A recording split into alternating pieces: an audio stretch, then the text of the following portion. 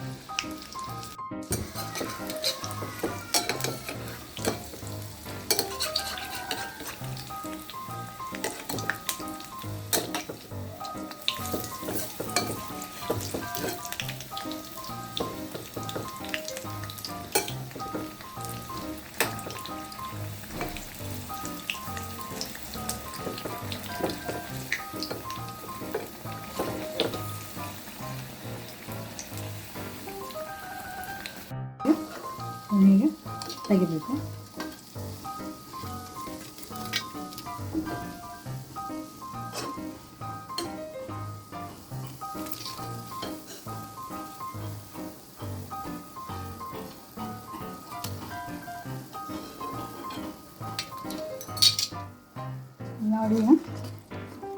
ನೋಡಿ ಈಗ ಕ್ಯಾಪ್ಸಿಕಮ್ ಅದು ಮಾಡಿ ತೋರಿಸ್ತೀವಿ. ಒಂದು ಕ್ಯಾಪ್ಸಿಕಮ್ ಹಿಂಗೆ ಹೆಚ್ಕೋಬೇಕು.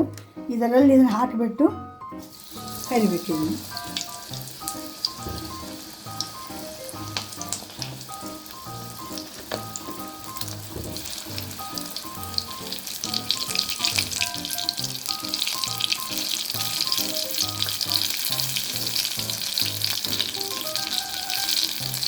ನೋಡಿ, ಇದು ಕ್ಯಾಪ್ಸಿಕಮ್ ಬಜ್ಜಿ ರೆಡಿಯಾಗಿದೆ.